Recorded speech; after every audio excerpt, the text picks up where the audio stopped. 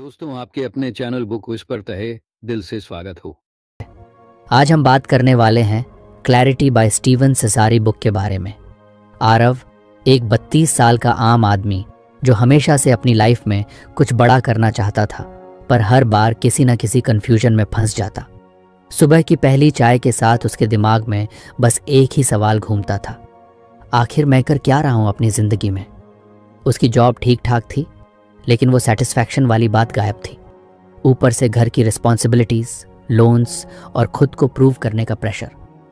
उस दिन जब आरव अपनी पुरानी किताबें रीअरेंज कर रहा था तो एक डस्टी कार्डबोर्ड बॉक्स में उसे एक किताब मिली, clarity, how to get it, how to keep it and how to use it to balance your life by Steven Sisari. उसने ये किताब कब खरीदी थी उसे खुद याद नहीं था। उसने कैजुअली पन्ने पलटने शुरू किए। पहले ही पेज पर बोल्ड लेटर्स में लिखा था, द इम्पॉर्टेंस ऑफ क्लैरिटी। नीचे लिखा था, developing clarity in your life is crucial for making informed decisions and achieving your goals. ये लाइन पढ़ते ही आरव कुछ ठहर गया। शायद ये वही चीज़ थी जो उसकी लाइफ से मिसिंग थी। उसने चाय का कप उठाया और सोफा पर कंफर्टेबली बैठ गया। उसने किताब का पहला चैप्टर पढ़ना शुरू किया। पहले चैप्टर में बताया गया था कि क्लैरिटी मतलब सिर्फ चीज़ों को देखना या समझना नहीं है। ये समझना है कि आपकी प्रायोरिटीज़ क्या हैं।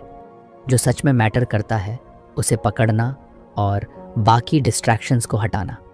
इसमें एक लाइन थी जिसने आरव को सोचने पर मजबूर कर दिया, a clear vision allows you to navigate challenges more effectively. Aarav ने खुद से सवाल किया, मेरी विजन क्या है? What do I truly want from my life? उसे जवाब नहीं पता था और यही उसकी सबसे बड़ी प्रॉब्लम थी।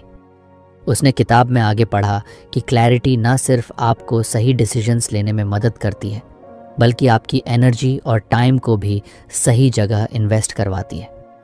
आरव को ऐसा लगा जैसे ये किताब उसके लिए ही लिखी गई है। किताब ने उसे एक छोटी सी एक्सरसाइज दी। उसने लिखा, write down the 5 most important things in your life. Aarav ने पेन उठाया और कुछ देर सोचने के बाद लिखा, 1 परिवार, 2 स्वास्थ्य, 3 करियर, 4 आर्थिक स्वतंत्रता, 5 शांति का मन। जब उसने लिखा तो उसे रियलाइज़ हुआ कि उसकी डेली लाइफ इन 5 प्रायोरिटीज़ से कंप्लीटली अलग डायरेक्शन में जा रही थी। उसकी फैमिली के लिए टाइम ही नहीं था। हेल्थ का तो पूछो मत, जिम की मेंबरशिप सिर्फ कार्ड तक लिमिटेड थी। करियर में ग्रोथ के बारे में सोचने का टाइम ही नहीं मिलता था। फाइनेंशियल फ्रीडम, बस EMI और बिल्स भरने की जद्दोजहद थी। और पीस ऑफ माइंड तो जैसे किसी लग्जरी आइटम की तरह था, जैसे सबके पास होता है, बस उसके पास नहीं। आरव कुछ नर्वस हुआ, लेकिन अंदर से उसे रिलीफ भी महसूस हुआ। उसे फाइनली ये समझ आ रहा था कि उसकी प्रॉब्लम्स का एक्चुअल रूट क्या है। उसने किताब में पढ़ा कि क्लैरिटी पाने के लिए पहला स्टेप है अपनी डिस्ट्रैक्शंस को आइडेंटिफाई करना। उसने सोचा, मेरी डिस्ट्रैक्शंस क्या हैं? और उसने नोट किया, सोशल मीडिया पर आवर्स वेस्ट करना, दूसरों से कंपैरिजन करना, छोटी छोटी बातों पर ओवरथिंकिंग। किताब ने सजेस्ट किया कि इन डिस्ट्रैक्शंस को हैंडल करने का सबसे अच्छा तरीका है पॉज एंड रिफ्लेक्ट। मतलब हर बार जब भी आप कंफ्यूज्ड फील करें तो बस एक पॉज लें और सोचें कि आप क्यों कर रहे हैं और इसके पीछे क्या पर्पस है। आरव ने डिसाइड किया कि वो अगले 7 दिन तक हर डिसीजन लेने से पहले पॉज करेगा और रिफ्लेक्ट करेगा। उसने किताब बंद की और अपने दिन की शुरुआत की। पहला चैलेंज उसे उसी दिन शाम को मिला। उसका कॉलेज का दोस्त आकाश उसे कॉल करके कहता है, चलो यार, वीकेंड पर गोवा चलते हैं। आरव पहले एक्साइटेड हुआ, लेकिन फिर उसे याद आया, पॉज एंड रिफ्लेक्ट। उसने खुद से पूछा, क्या ये ट्रिप मेरी प्रायोरिटीज़ में से किसी को फुलफिल कर रहा है? और उसे समझ आया कि फ़िलहाल उसका गोल फाइनेंशियल फ्रीडम है। गोवा ट्रिप सिर्फ उसकी सेविंग्स में डेंट डालेगा। उसने पोलाइटली मना कर दिया। आकाश ने कुछ मजाक उड़ाया, यार तू बोरिंग हो गया है। लेकिन आरव को सरप्राइजिंगली कोई फ़र्क नहीं पड़ा। उसने पहली बार अपने डिसीजन में क्लैरिटी महसूस की। अगले दिन ऑफिस में एक और इंटरेस्टिंग चीज़ हुई। उसका बॉस एक नया प्रोजेक्ट असाइन करना चाहता था जिसमें ओवरटाइम लगना तय था। आरव पहले तो हाँ बोलने ही वाला था, लेकिन फिर उसने पॉज किया और रिफ्लेक्ट किया। उसने सोचा, अगर मैं ये प्रोजेक्ट लेता हूँ तो मेरी हेल्थ और फैमिली टाइम का क्या होगा? उसने रिस्पेक्टफुली मना कर दिया। उसकी क्लैरिटी धीरे धीरे उसकी लाइफ के हर एस्पेक्ट में दिखने लगी। वो अब चीज़ों को सिर्फ सुपरफिशियली नहीं देखता था, वो उनके पीछे के वाई को समझने की कोशिश करता। आरव ने अब एक स्मॉल नोटबुक कैरी करना शुरू कर दिया था, जिसमें वो हर दिन के एंड पर 3 चीज़ें लिखता। 1, क्या आज मैंने अपनी प्रायोरिटीज़ को फोकस किया? 2, कौन सी चीज़ें मुझे डिस्ट्रैक्ट कर रही थी? 3, क्या मैंने क्लैरिटी के साथ डिसीजंस ली? धीरे धीरे उसकी ज़िंदगी में चेंजेस दिखने लगे। उसका स्ट्रेस लेवल कम हो रहा था, वो ज़्यादा कॉन्फिडेंट फील करता। उसने सोचा, अगर सिर्फ क्लैरिटी के पहले लेसन ने मेरी लाइफ में इतना फ़र्क डाला है, तो आगे के लेसन्स क्या क्या रिवील करेंगे। किताब का पहला चैप्टर ख़त्म करने के बाद उसने अगले चैप्टर की तरफ बढ़ना चाहा, लेकिन तभी दरवाज़ा खटखटाने की आवाज़ आई। उसका 6 साल का बेटा आरव को अपनी ड्राइंग दिखाने के लिए दौड़ता हुआ आया। उसने कहा, पापा देखो मैंने आपका स्केच बनाया। आरव को अचानक, अगर आपको हमारी फ्री समरी अच्छी लगती है तो आप हमारे चैनल को सब्सक्राइब कर सकते हैं, हमारी मेंबरशिप खरीद सकते हैं या हमें यूपीआई के थ्रू सपोर्ट कर सकते हैं। अब समरी पर वापस चलते हैं। उन चीज़ों को देखना जो हमारे सामने होती हैं, लेकिन हम अक्सर इग्नोर कर देते हैं। उसने अपने बेटे को गोद में उठाया और उसके साथ पूरी ड्राइंग देखी। आरव ने सोचा, शायद यही क्लैरिटी है, अपनी प्रायोरिटीज़ को सिर्फ लिखना नहीं बल्कि उन्हें फील करना। उसने ठान लिया कि वो अगले वीकेंड अपने बेटे और पत्नी के साथ टाइम बिताएगा। कहानी यहाँ खत्म नहीं हुई। आरव के अंदर एक नई जर्नी शुरू हो चुकी थी, अपने गोल्स और प्रायोरिटीज़ को रीडिफाइन करने की। उसने किताब का अगला चैप्टर पढ़ना शुरू किया, लेकिन उसके मन में एक सवाल था, क्या मेरी क्लैरिटी दूसरों के साथ शेयर करने से और भी मजबूत हो सकती है? आरव ने जब किताब का अगला चैप्टर शुरू किया तो उसमें बोल्ड लेटर्स में लिखा था, लाइव विद इंटेंशनैलिटी। नीचे की लाइंस ने उसका ध्यान खींच लिया। जीवन के उद्देश्य के साथ रहना मतलब अपने विकल्पों के बारे में सक्रिय होना नहीं, प्रतिक्रियाशील होना। Clear intentions align your daily activities with your long term goals. उसने किताब को बंद किया और कुछ देर के लिए अपनी आंखें बंद कर लीं। उसे पिछले 1 हफ्ते में हुए बदलाव याद आए। क्लैरिटी के पहले लेसन ने उसे सिखाया था कि प्रायोरिटीज़ को पहचानना कितना ज़रूरी है, लेकिन अब सवाल ये था कि उन प्रायोरिटीज़ को अचीव कैसे किया जाए। यही सवाल उसके मन में था जब उसने चैप्टर पढ़ना शुरू किया। इस लेसन की शुरुआत एक छोटे से एनेक्डोट से हुई। एक आदमी जो हर दिन बिना सोचे समझे डिसीजंस लेता था, कभी किसी चीज़ में सफल नहीं हो पाता था। लेकिन जब उसने अपनी लाइफ को इंटेंशनैलिटी के साथ जीना शुरू किया, पर्पस के साथ हर डिसीजन थॉटफुली लिया, तो उसकी पूरी जिंदगी बदल गई। आरव ने खुद से सोचा, क्या मैं भी ऐसा कर सकता हूँ? मैं अपनी लाइफ को रिएक्ट करने के बजाय इंटेंशनली लिव कर सकता हूँ। किताब ने पहला स्टेप सजेस्ट किया, डिफाइन योर इंटेंशंस क्लियरली। मतलब अपने दिन की शुरुआत ये सोचकर करो कि आज का फोकस क्या होना चाहिए। आरव ने उस दिन सुबह सुबह अपनी नोटबुक में लिखा, 1, आज परिवार के साथ डिनर ज़रूर करूँगा। 2, अपने पेंडिंग फाइनेंशियल गोल्स को रिव्यू करूँगा। 3, सोशल मीडिया पर सिर्फ 15 मिनट बिताऊंगा। आरव ने महसूस किया कि जब उसने ये 3 सिंपल इंटेंशन सेट की तो उसे ऐसा लगा जैसे उसके पास एक रोड मैप है। वो अब रैंडमली चीज़ों को नहीं कर रहा था। उसका पहला टेस्ट सुबह ही हो गया।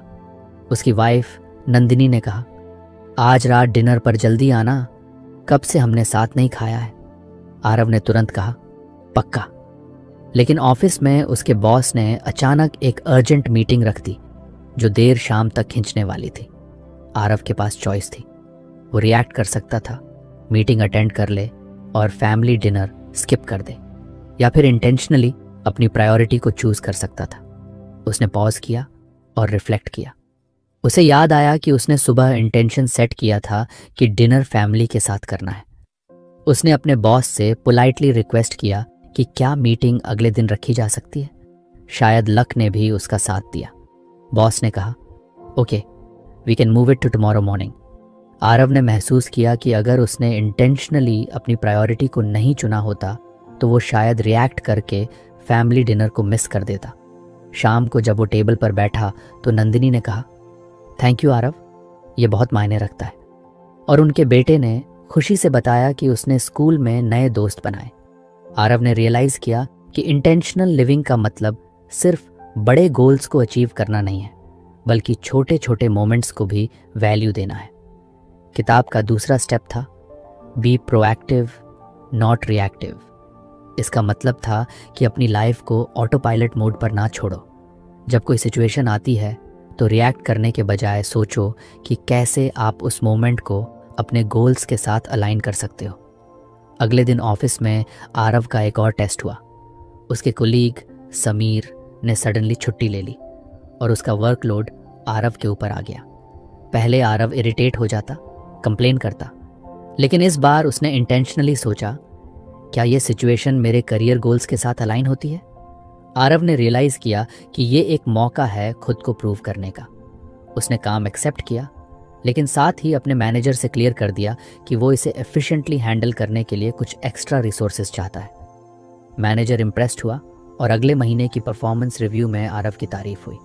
किताब ने सजेस्ट किया था कि इंटेंशनैलिटी का तीसरा स्टेप है break your long term goals into daily actions. Aarav ने डिसाइड किया कि वो अपने फाइनेंशियल फ्रीडम गोल पर काम करेगा। उसने अपने मंथली एक्सपेंसेस को एनालाइज करना शुरू किया।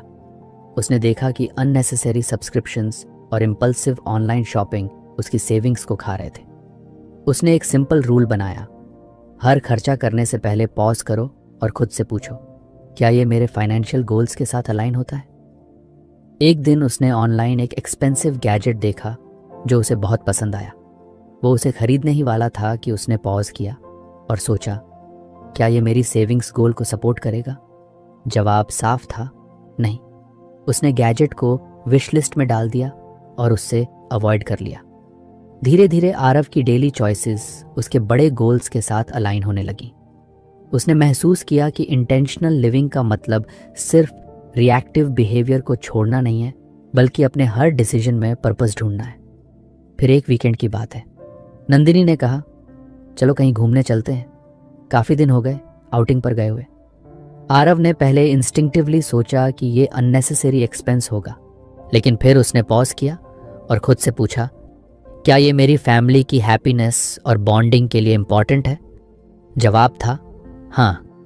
उसने तुरंत प्लान बना लिया और पूरा वीकेंड उन्होंने नियर बाय हिल स्टेशन पर स्पेंड किया। आरव ने किताब के अगले सेक्शन में पढ़ा कि इंटेंशनल लिविंग में एक और इम्पॉर्टेंट एलिमेंट है, लर्न टू से नो।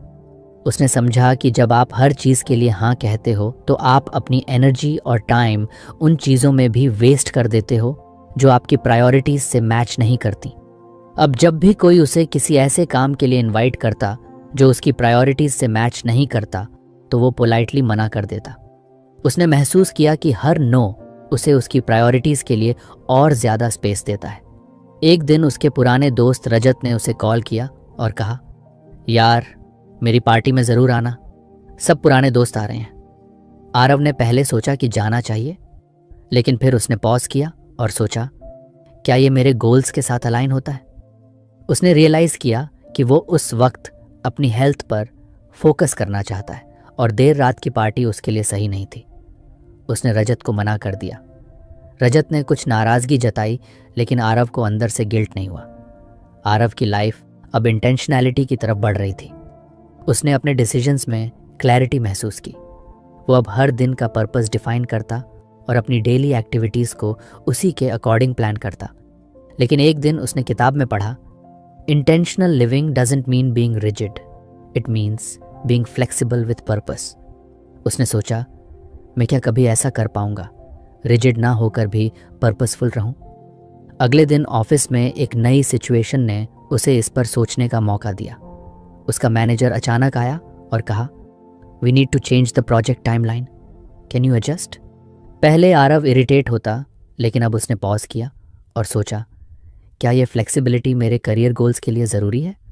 उसने खुद को समझाया कि कभी कभी इंटेंशनैलिटी का मतलब कॉम्प्रोमाइज़ भी होता है, अगर वो कॉम्प्रोमाइज़ आपके बिगर पिक्चर को सपोर्ट करता है। आरव ने किताब के इस लेसन से एक और बड़ी बात सीखी, इंटेंशनैलिटी कोई वन टाइम प्रोसेस नहीं है।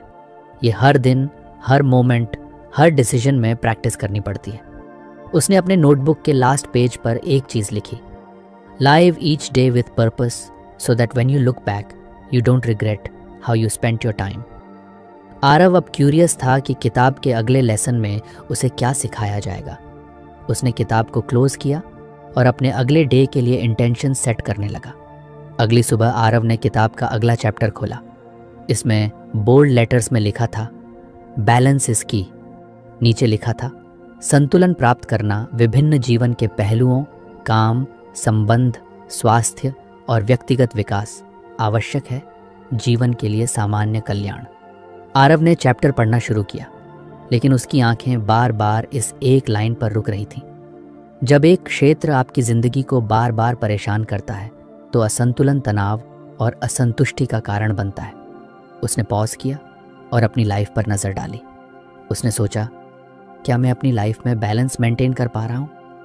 जवाब उसके सामने साफ था, नहीं। ऑफिस की डेडलाइंस इतनी हैवी थीं कि वो कई बार फैमिली टाइम मिस कर देता। हेल्थ तो जैसे उसकी प्रायोरिटी लिस्ट से गायब हो चुकी थी। पर्सनल ग्रोथ, बस संडे को कोई रैंडम यूट्यूब वीडियो देख लेना। रिलेशनशिप्स, हफ्तों बीत जाते थे दोस्तों या रिलेटिव्स से बात किए बिना। किताब ने एक छोटी सी कहानी बताई थी। एक आदमी जो अपने करियर में इतना खो गया कि उसने अपनी हेल्थ और रिलेशनशिप्स को कंप्लीटली इग्नोर कर दिया। उसने बहुत पैसा कमाया, प्रमोशंस पाए, लेकिन जब उसे पीछे मुड़कर देखने का मौका मिला तो उसके पास खुशी के बजाय रिग्रेट्स थे। ये पढ़ते ही आरव का दिल कुछ भारी हो गया। उसने सोचा, क्या मैं भी कहीं ऐसा ही तो नहीं कर रहा? उसने डिसाइड किया कि वो इस इम्बैलेंस को ठीक करेगा।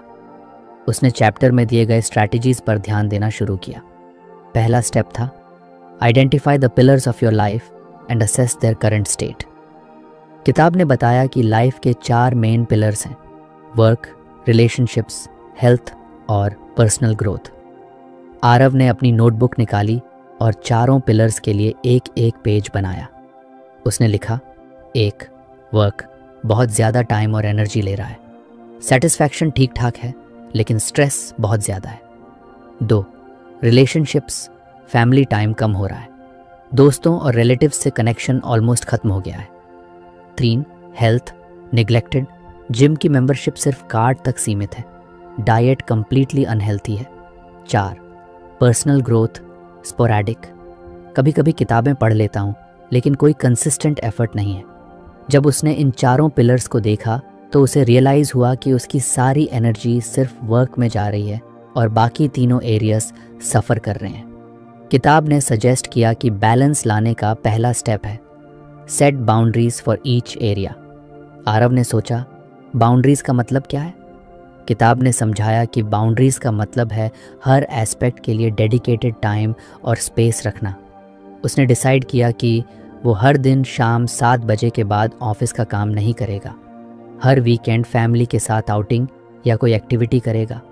रोज़ सुबह 30 मिनट एक्सरसाइज के लिए रखेगा। हर हफ्ते एक नई स्किल या किताब पर काम करेगा। आरव को पहले ये सब अनरियलिस्टिक लगा, तो इम्बैलेंस बना ही रहेगा। अगले दिन उसने अपनी बाउंड्रीज इंप्लीमेंट करनी शुरू की। पहला चैलेंज ऑफिस में आया। एक अर्जेंट ईमेल शाम 7:15 पर आया। पहले आरव उसे तुरंत रिप्लाई करता, लेकिन इस बार उसने पॉज किया और सोचा, क्या ये मेरे सेट बाउंड्रीज को तोड़ रहा है? उसने ईमेल को अगली सुबह तक छोड़ दिया। शुरुआत में कुछ गिल्ट महसूस हुआ, लेकिन जब उसने देखा कि सुबह भी ईमेल हैंडल किया जा सकता था तो उसे समझ आया कि हर अर्जेंट चीज़ पर रिएक्ट करना ज़रूरी नहीं होता। दूसरा स्टेप था learn to prioritise without guilt. किताब ने बताया कि बैलेंस का मतलब ये नहीं है कि हर चीज़ को बराबर समय दिया जाए। इसका मतलब है कि हर चीज़ को उतना समय दिया जाए जितना वो डिज़र्व करती है। आरव ने ये स्ट्रैटेजी रिलेशनशिप्स पर अप्लाई की। उसकी वाइफ नंदिनी अक्सर कंप्लेन करती थी कि वो फैमिली के लिए टाइम नहीं निकालता। इस बार उसने इंटेंशनली संडे को पूरा दिन फैमिली के लिए रखा। उन्होंने एक फन पिकनिक प्लान की। जब आरव पिकनिक पर था तो एक दोस्त का कॉल आया जो उसे कैजुअली बाहर मिलने बुला रहा था। पहले आरव हाँ कह देता, लेकिन इस बार उसने मना कर दिया। उसने गिल्ट फील नहीं किया क्योंकि उसने रियलाइज़ किया कि उसकी करंट प्रायोरिटी उसकी फैमिली है। किताब का तीसरा स्टेप था take care of yourself first. इसमें लिखा था, आप एक खाली कप से नहीं भर सकते। मतलब अगर आप खुद की हेल्थ और वेल बीइंग का ध्यान नहीं रखोगे तो बाकी एस्पेक्ट्स पर भी इम्पैक्ट पड़ेगा। आरव को ये पढ़कर अपना नेग्लेक्टेड हेल्थ रूटीन याद आया। उसने डिसाइड किया कि वो अपनी हेल्थ को फिक्स करेगा। उसने जिम मेंबरशिप रिन्यू की और डेली मॉर्निंग वॉक शुरू किया। पहले दिन जब वो वॉक पर गया तो उसे लगा कि ये टाइम वेस्ट है, लेकिन तीसरे दिन उसे रियलाइज़ हुआ कि सुबह का 30 मिनट का ये समय उसे मेंटली फ्रेश और फिजिकली एक्टिव महसूस करा रहा था। उसने अपनी डाइट पर भी ध्यान देना शुरू किया। धीरे धीरे उसने महसूस किया कि जब उसकी हेल्थ इम्प्रूव हो रही थी तो उसका वर्क परफॉर्मेंस और मूड भी बेटर हो रहा था। वो घर पर भी ज़्यादा एनर्जेटिक और हैप्पी रहता। किताब का चौथा स्टेप था रेगुलरली इवैल्यूएट एंड एडजस्ट। इसमें लिखा था कि बैलेंस कोई एक बार की प्रक्रिया नहीं है। लाइफ हमेशा बदल रही है और आपको अपने अप्रोच को समय के साथ एडजस्ट करना होगा। 1 महीने बाद आरव ने अपनी नोटबुक निकाली और चारों स्तंभों को दोबारा मूल्यांकन किया। उसने देखा 1. काम, सीमाएं बनाए रखने के बाद तनाव कम हुआ है, उत्पादकता बढ़ी है। 2. रिलेशनशिप्स, फैमिली और फ्रेंड्स के साथ कनेक्शन बेटर हुआ है। 3. हेल्थ, वेट कुछ कम हुआ है, एनर्जी लेवल्स बेहतर हैं। 4. पर्सनल ग्रोथ, उसने 2 नई किताबें पढ़ी हैं और 1 ऑनलाइन कोर्स शुरू किया है। हालांकि उसने प्रगति महसूस की, लेकिन उसे ये भी रियलाइज़ हुआ कि कुछ वीकेंड्स पर वो फैमिली को टाइम नहीं दे पाया क्योंकि ऑफिस वर्क स्पिल ओवर हो गया था। उसने डिसाइड किया कि वो अगले महीने इस पर और ज़्यादा फोकस करेगा। आरव की ज़िंदगी अब धीरे धीरे बैलेंस्ड होती जा रही थी। उसने किताब के इस लेसन से सीखा कि बैलेंस कोई फाइनल डेस्टिनेशन नहीं है, ये एक ऑनगोइंग प्रोसेस है जिसे रोज़ प्रैक्टिस करना होता है। उसने खुद से वादा किया कि वो हर महीने अपनी लाइफ का बैलेंस इवैल्यूएट करेगा। उसने किताब को बंद किया और सोचा अगले चैप्टर में कौन सा नया लेसन मिलेगा। आरव ने अगली सुबह अपनी किताब खोली और नए चैप्टर का टाइटल पढ़ा, जंक से छुटकारा पाएं। इस लेसन की पहली ही लाइन ने उसे सोचने पर मजबूर कर दिया। To gain clarity and achieve your goals you must eliminate the junk that holds you back, be it physical, mental और इमोशनल क्लटर। आरव ने खुद से पूछा, मेरी लाइफ में ऐसा क्या जंक है जो मुझे रोक रहा है? उसे पहले तो कुछ समझ नहीं आया, लेकिन जैसे जैसे उसने चैप्टर पढ़ा उसकी आंखें खुलने लगी। किताब में एक छोटा सा एक्सरसाइज बताया गया था। एक पीस ऑफ पेपर लो और उसमें 3 कॉलम्स बनाओ। 1. शारीरिक गंदगी 2, मानसिक गंदगी 3, भावनात्मक गंदगी। आरव ने नोटबुक निकाली और लिखना शुरू किया। शारीरिक गंदगी, पुराने कपड़े जो सालों से अलमारी में रखे हैं, वो गैजेट्स जो खराब हैं लेकिन फेंकने का कभी सोचा नहीं, डेस्क पर पड़ी फाइलें और रैंडम नोट्स जिनका अब कोई काम नहीं। मेंटल क्लटर, ऑफिस के छोटे छोटे पेंडिंग टास्क्स का स्ट्रेस, वो कभी ना खत्म होने वाली to do list, social media का ओवरयूज। इमोशनल क्लटर, उन लोगों से एक्सपेक्टेशंस जो कभी पूरी नहीं होंगी, पुराने आर्ग्यूमेंट्स और ग्रजेस जो अभी तक मन में हैं, खुद की गलतियों के लिए गिल्ट। जब उसने ये सब लिखा तो उसे अपनी लाइफ की कैओस समझ में आई। किताब में लिखा था कि क्लैरिटी पाने के लिए सबसे पहले आपको इस जंक से छुटकारा पाना होगा। आरव ने डिसाइड किया कि वो सबसे पहले फिजिकल क्लटर पर काम करेगा। किताब में लिखा था your physical environment reflects your mental state. उसने अपनी अलमारी खोली और देखा कि उसमें कई ऐसे कपड़े थे जो उसने सालों से नहीं पहने थे। उसने खुद से पूछा, क्या मैं इन्हें दोबारा पहनने वाला हूँ? जवाब साफ था, नहीं।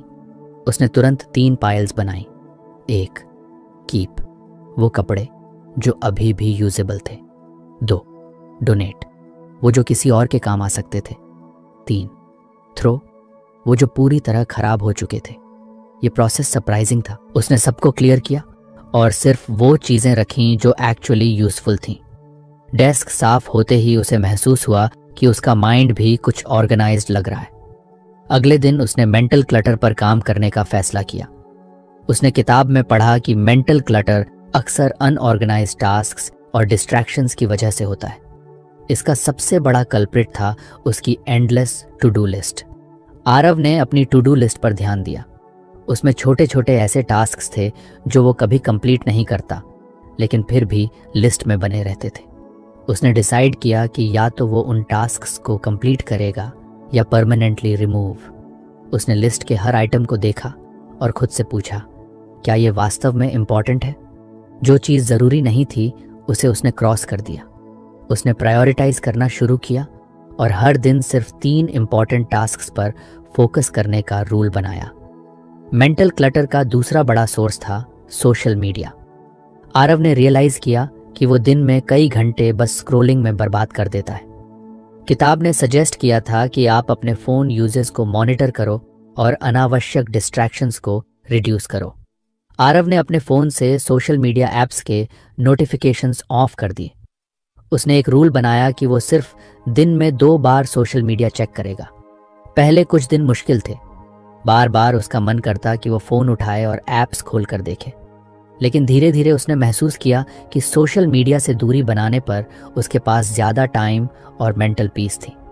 अब बारी थी इमोशनल क्लटर की। ये सबसे चैलेंजिंग पार्ट था। किताब में लिखा था, इमोशनल क्लटर वो बैगेज है जो आपको आगे बढ़ने से रोकता है। आरव ने खुद से पूछा, मेरे लाइफ में कौन से अनरिजॉल्व्ड इमोशंस हैं? उसे कुछ चीज़ें याद आईं। उसके चाइल्डहुड फ्रेंड रजत से हुई एक लड़ाई, जिसके बाद से उन्होंने बात नहीं की। अपने एक पुराने कॉलीग के साथ हुई मिसअंडरस्टैंडिंग, खुद के पास्ट फेलियर्स के लिए गिल्ट। किताब ने कहा था कि इमोशनल क्लटर से छुटकारा पाने के लिए आपको या तो उन्हें रिजॉल्व करना होगा या लेट गो करना होगा। आरव ने सबसे पहले रजत को कॉल किया। पहले तो ऑकवर्ड लगा, लेकिन उसने सोचा, अगर मैं पहल नहीं करूंगा तो ये बैगेज हमेशा मेरे साथ रहेगा। उसने रजत से बात की और अपनी फीलिंग्स एक्सप्रेस की।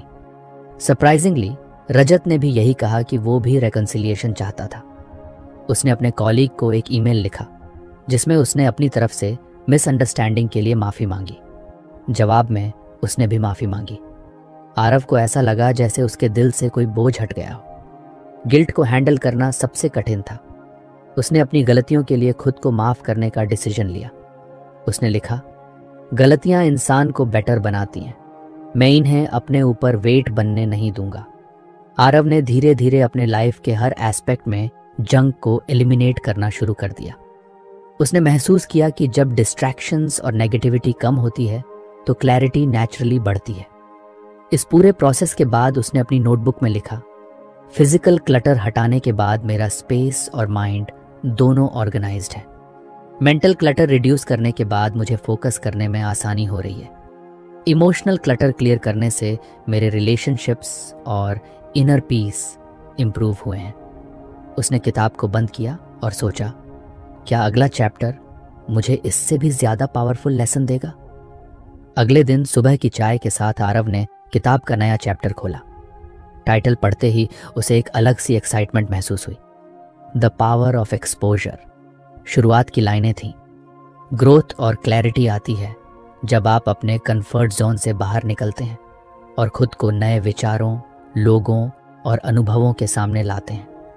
आरव को ये पढ़कर लगा कि उसकी लाइफ में शायद यही सबसे ज़्यादा मिसिंग था।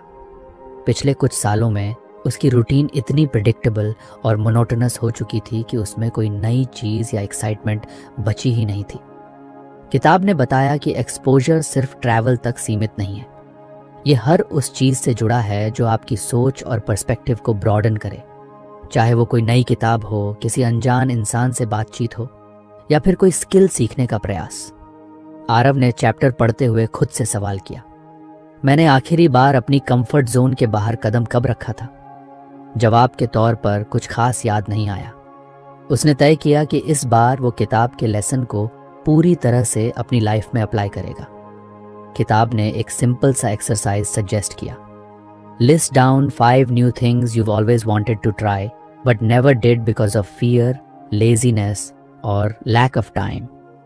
आरव ने अपनी नोटबुक निकाली और सोचना शुरू किया। उसने लिखा, 1 किसी न्यू स्किल को सीखना जैसे गिटार बजाना।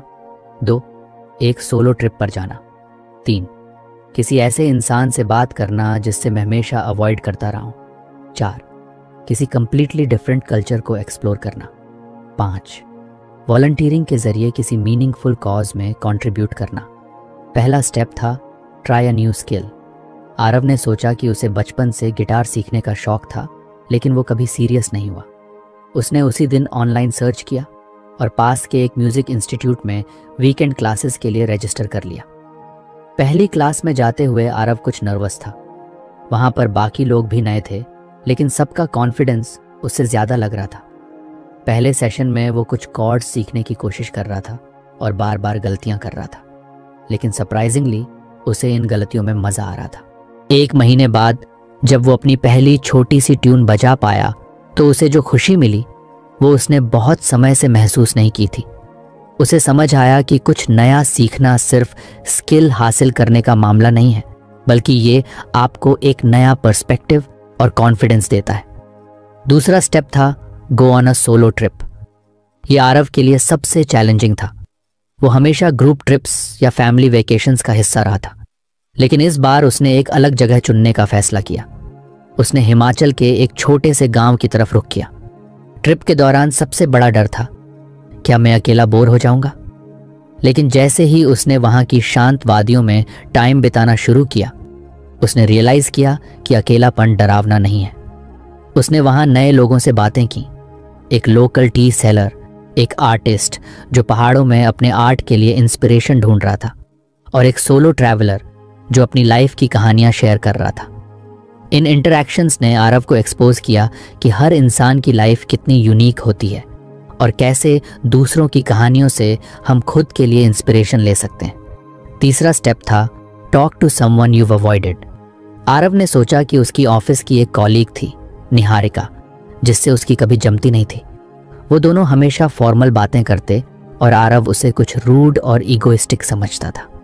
किताब में लिखा था, Sometimes your assumptions about people block you from forming meaningful connections. Aarav ने तय किया कि वो इंटेंशनली निहारिका से बातचीत की कोशिश करेगा। लंच ब्रेक में उसने कैजुअली निहारिका के पास बैठकर बात शुरू की। शुरू में ऑकवर्ड था, लेकिन धीरे धीरे उसने महसूस किया कि निहारिका का रूड एटीट्यूड दरअसल उसकी रिजर्व्ड नेचर का हिस्सा था।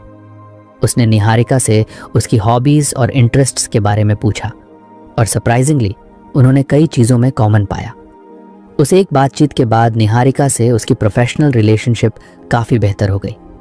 आरव ने सीखा कि कभी कभी एक्सपोजर सिर्फ अलग एक्सपीरियंसेस से नहीं, बल्कि लोगों से ओपन माइंडेड होकर जुड़ने से भी आता है। चौथा स्टेप था एक्सप्लोर अ डिफरेंट कल्चर। किताब ने सजेस्ट किया था कि आप अपनी सोच को ब्रॉडन करने के लिए किसी दूसरी कल्चर को करीब से समझने की कोशिश करें। आरव ने अपने एक साउथ इंडियन कॉलीग श्रीनिवास से बातचीत शुरू की। श्रीनिवास ने उसे अपने घर खाने पर इनवाइट किया। वहां आरव ने पहली बार ऑथेंटिक साउथ इंडियन फूड खाया और उनके त्योहार ओनाम के बारे में सुना। उसने देखा कि कैसे अलग कल्चर्स में ट्रेडिशंस और वैल्यूज अलग होते हैं, लेकिन इमोशंस सब जगह एक जैसे होते हैं। इस एक्सपोजर ने आरव को कल्चरल डाइवर्सिटी के बारे में एक नई अप्रिशिएशन दी। उसे लगा कि जब तक हम दूसरे कल्चर्स को समझने की कोशिश नहीं करेंगे, तब तक हम अपनी नैरो माइंडेडनेस से बाहर नहीं निकल सकते। पांचवा स्टेप था volunteer for a cause. Aarav ने डिसाइड किया कि वो वीकेंड्स पर किसी मीनिंगफुल कॉज के लिए कंट्रीब्यूट करेगा। उसने पास के एक एनजीओ से कांटेक्ट किया जो अंडर प्रिविलेज्ड बच्चों को पढ़ाने का काम करता था। पहले दिन वो कुछ नर्वस था। उसे लगा कि वो बच्चों को कुछ सिखा नहीं पाएगा, लेकिन जब उसने बच्चों के साथ बातचीत शुरू की तो उसने महसूस किया कि वो भी उनसे बहुत कुछ सीख सकता है। एक बच्चे ने उसे पूछा, भैया आपने कभी बड़ा सपना देखा है? इस सवाल ने आरव को अंदर तक झकझोर दिया। उसने रियलाइज किया कि सपनों की बात सिर्फ बड़े सिटीज या प्रिविलेज्ड लोगों तक सीमित नहीं है। इन बच्चों के छोटे छोटे सपने भी उतने ही बड़े और खूबसूरत थे। इस एक्सपीरियंस ने आरव को ग्रैटिट्यूड और ह्यूमिलिटी सिखाई। उसे समझ आया कि ग्रोथ सिर्फ प्रोफेशनल अचीवमेंट्स तक सीमित नहीं है। जैसे जैसे वो इन स्टेप्स को इम्प्लीमेंट कर रहा था, उसने अपनी लाइफ में सटल लेकिन पावरफुल चेंजेस महसूस किए। उसे महसूस हुआ कि नए आइडियाज़, एक्सपीरियंसेस और लोगों से जुड़ने से उसकी सोच और क्लैरिटी में कितना फ़र्क आया। किताब में आखिरी एडवाइस थी, never stop exposing yourself to the unknown. Every new experience adds a layer to your understanding of the world. Aarav ने खुद से वादा किया कि वो हर महीने एक नई चीज़ ट्राई करेगा। तो फ्रेंड्स, ये थी हमारी आज की बुक समरी। आपको कैसी लगी कमेंट करके ज़रूर बताएं और धन्यवाद आपका समरी एंड तक सुनने के लिए।